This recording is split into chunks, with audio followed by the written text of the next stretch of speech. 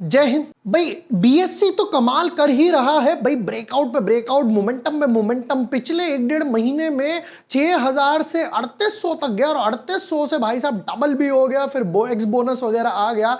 Currently कुछ 2600 के आसपास ट्रेड कर रहा है बोनस के बाद। बट प्रॉब्लम क्या हो रही है कि इसका जो सीधा कॉम्पिटिटर है एनएससी, भाई एनएससी के आईपीओ की चर्चा बहुत जगह हो रही है। कहीं पे 1500 का रेट था, फिर 1700, 1900, 2100, 2300 रुपए का रेट चढ़ गया। अब लोगों का सबसे पहला सवाल था कि भाई क्या एनएससी का अनलिस्टेड मार्केट में शेयर लेना चाहिए, नंबर वन। नंबर टू, क्या बीएससी के कंपैरिजन में एनएससी ज्यादा ओवर वैल्यूड है, अंडर वैल्यूड है, दोनों बराबर है, क्या है?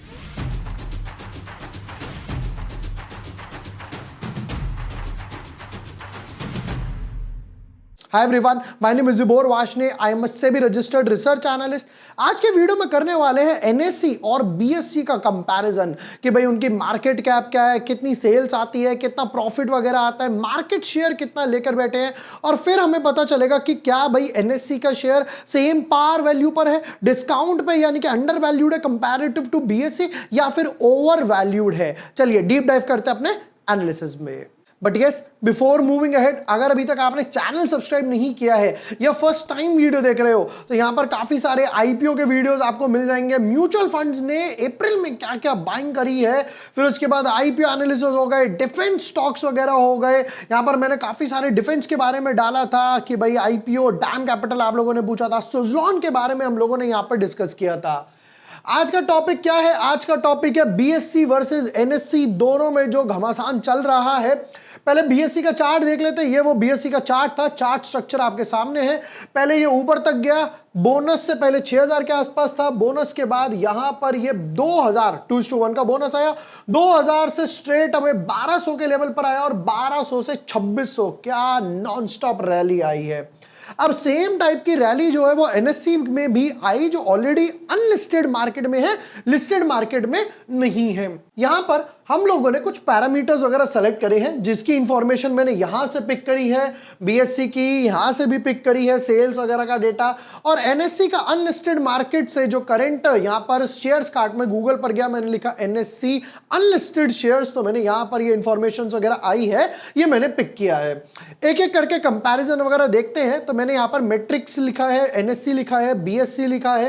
प्राइस की बात करें तो एनएससी का प्राइस चल रहा है करंटली, जो यहां पर बीएफ साइट पे दिखाया, 2350 रुपए। बीएससी का प्राइस चल रहा है 2650 रुपए। तो प्राइस में तो एनएससी कम है, बट उसके बाद अगर देखा जाए भाई मार्केट कैप की बात करूं, बीएससी का मार्केट कैप है 1,08,000 करोड़, 108 000 CR, 1,08,000 करोड़। वहीं पर एनएससी का मार्केट कैप है 5 लाख करोड़, यानी कि इसके सीधा सीधा 5 टाइम्स के मार्केट कैप पर है। बाप रे। रेवेन्यू की बात करें तो बीएससी का लास्ट रेवेन्यू पूरे साल का था 3200 करोड़ रुपए, 3200 करोड़, और यहां पर कितना दिखा रखा है भाई साहब, 1600 करोड़, यानी अगेन इसके 5 गुना।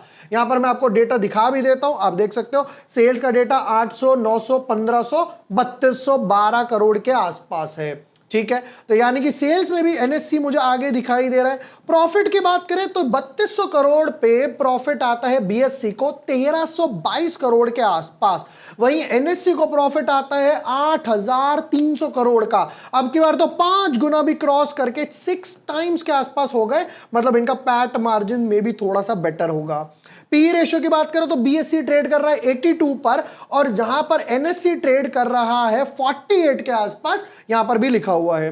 फिर कैश मार्केट की बात करें तो कैश मार्केट का जो शेयर है 90% एनएससी के पास है और सिर्फ 10% जो है वो बीएससी के पास है।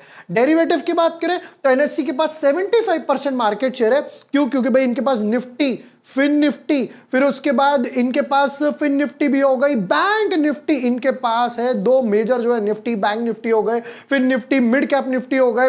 इनके पास सेंसेक्स और बैंकेक्स की एक्सपायरी है, तो इनके पास सिर्फ 25% है डेरिवेटिव मार्केट का।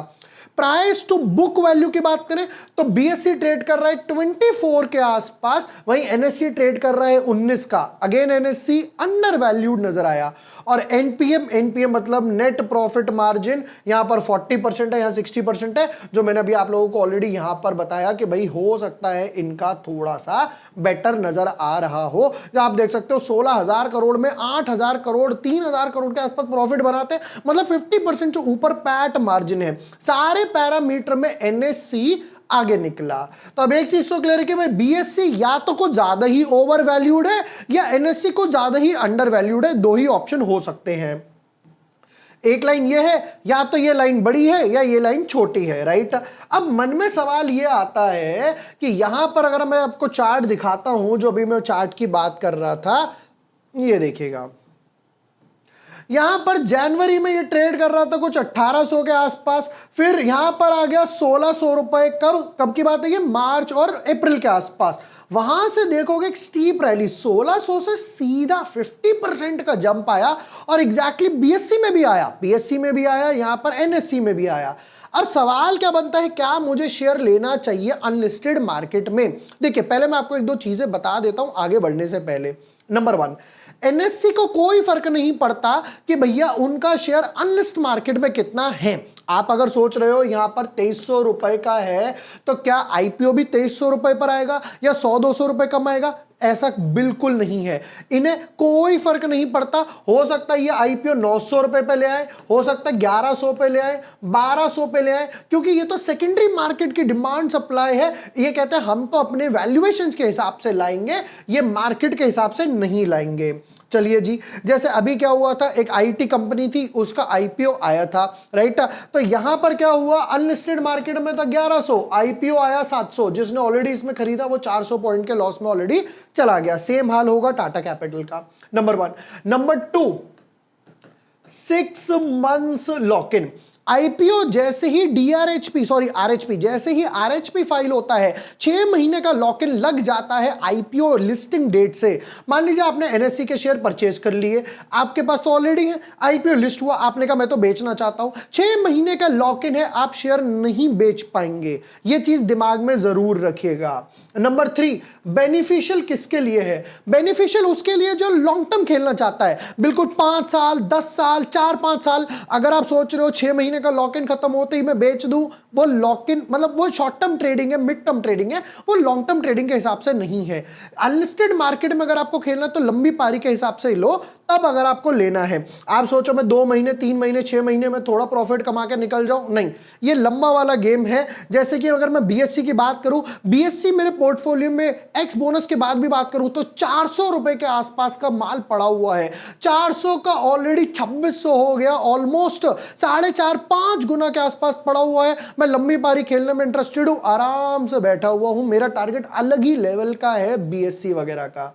तो guys come on with this कि यहां पर मैंने आपको दोनों कंपैरिजन करके बताया। एनएससी डेफिनेटली अंडर वैल्यूड है comparative to this one, but एक चीज पक्की है कि जिस दिन एनएससी का आईपीओ आएगा उस दिन डेफिनेटली बीएससी 20-30% नीचे जाएगा ही जाएगा, क्योंकि लोग जाएंगे एनएससी को बाय वगैरह करने के लिए।